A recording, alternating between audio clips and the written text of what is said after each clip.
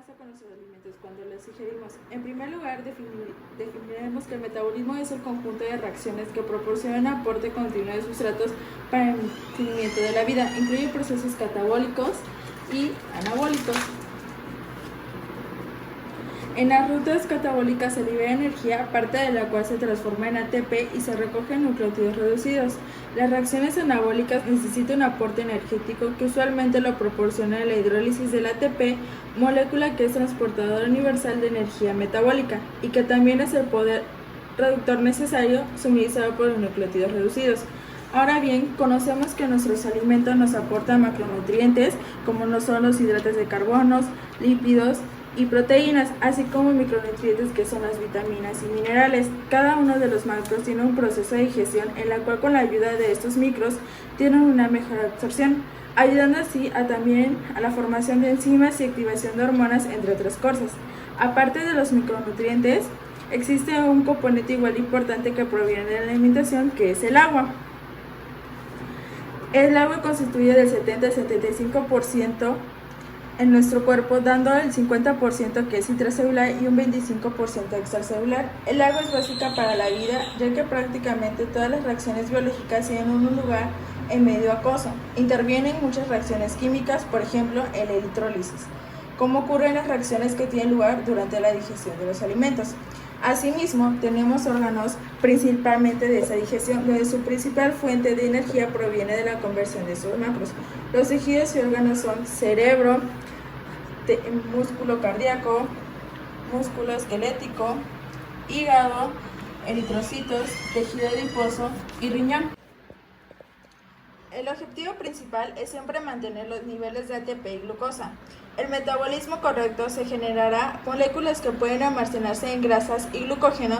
Con la ayuda de la glucosa se degradarán las grasas para la producción de energía. Esas al ser degradadas producen grandes cantidades de ATP, pero si no hay presente de hidratos de carbono no pueden ser metabolizadas. Si hay suficiente glucosa o glucógeno, los intermediarios del ciclo de Krebs, oxalacetato y malato, se producen directamente a partir del piruvato, llamadas reacciones anapleuréticas. Pero si no hay suficiente glucosa, los intermediarios del ciclo de Krebs deben obtenerse a partir de la degradación de aminoácidos. En conclusión, sin glucosa no existe catabolismo. El producto final del metabolismo de las grasas es el aceticoenzima A, y con este no se puede obtener glucosa. Si no hay glucosa en la dieta que ingerimos, se debe obtener mediante el esqueleto carbonado de los aminoácidos o de los glicerols de la hidrólisis de los 3-gliceroles. El aceticoenzima A que ingresa en el ciclo de Krebs se puede obtener del metabolismo de glucosa, glucólisis o por la degradación de los ácidos grasos, beta-oxidación. Por consiguiente, la vía de pentosa fosfato se puede considerar una vía anabólica que utiliza los 6 carbonos de la glucosa para generar azúcares de 5 carbonos y equivalentes reductores. Sin embargo, esta vía es oxidativa y en ciertas condiciones puede degradar la glucosa completamente a dióxido de carbono y agua. Nuestra pregunta siguiente es: ¿qué pasa cuando estamos en ayuno? En el estado de ayuno, la gluconogénesis es la vía principal que mantiene la glucemia. La glucosa liberada a la sangre constituye la fuente energética que captan las células del cerebro y del músculo. En este último, el piruvato y el lactato originados en la degradación glucolítica del monosacárido se transportan al hígado, donde se utiliza como precursores de la glucosa en la vía gluconogénica, completando así el denominado ciclo de Cori. También la alanina, generada por la transaminación del piruvato, se puede convertir en glucosa en el hígado, cerrando el ciclo glucosa-alanina.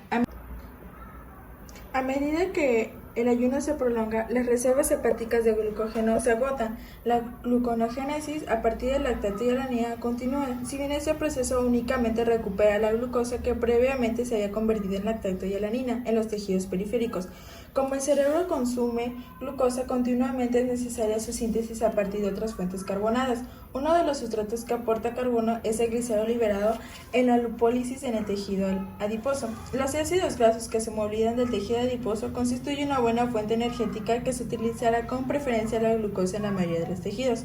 En el hígado, la oxidación de los ácidos grasos se aporta la mayor parte de ATP necesario para la gluconogénesis. En el estado de ayuno, solo una pequeña parte del aceticoenzima A que se libera en la beta-oxidación. Cuando los ácidos grasos se liberan de las reservas del tejido adiposo, entran en la circulación donde se unen a la albúmina para su transporte a los tejidos periféricos, entran en el ciclo del ciclo de Krebs. para su completa oxidación. El destino principal de esta molécula es la formación de cuerpos acetónicos que se liberan a la sangre y que se captan en los tejidos, que pueden ser utilizados como fuente energética. En el músculo esquelético, los cuerpos cetónicos evitan que se produzca la hidrólisis de las proteínas, ya que a medida que los ácidos grasos se oxidan en el hígado, aumenta la concentración de los cuerpos cetónicos. Otras de las macromoléculas que necesita el cuerpo pero no aportan energía son las proteínas. Al contrario que los carbohidratos y las grasas, el organismo no almacena proteínas y por lo tanto no cuenta con reservas proteicas. Las proteínas de la dieta se degradan aminoácidos. Una parte de los aminoácidos se utiliza para la biosíntesis de las proteínas propias. Esto pasa cuando la ingesta diaria es baja. Los ácidos nucleicos son un tipo importante de macromoléculas presentes en todas las células y virus. Las funciones de los ácidos nucleicos tienen que ver con el almacenamiento y la expresión de información genética. El ADN codifica la información que la célula necesita para fabricar proteínas. Un tipo de ácido nucleico relacionado con él es el ARN. Representa varias formas moleculares y participa en la síntesis de proteínas. Otra parte de los aminoácidos se utiliza para la formación de biosíntesis de purinas y neurotransmisores, y otra pierde el grupo amino y como esqueleto carbonado puede utilizarse como compuesto gluconogénico, y otro se convierte en acético enzima A. Eso sucede cuando hay un exceso de proteínas. La desaminación de los aminoácidos genera grupos amonio que se metabolizan formando urea. Finalmente, cuando existe alguna patología, el metabolismo actúa de una forma diferente debido a que se inhiben algunas vías debido a la enfermedad. En el caso de las diabetes mellitus, afecta el metabolismo de los hidratos de carbono. Este trastorno se caracteriza por la hiperglucemia. Eso se da cuando hay una inadecuada producción de insulina, por lo tanto la glucosa no puede entrar a las células y esto se acumula en la sangre. La incapacidad para metabolizar la glucosa hace que el cuerpo degrade su propio tejido para obtener proteínas y grasas.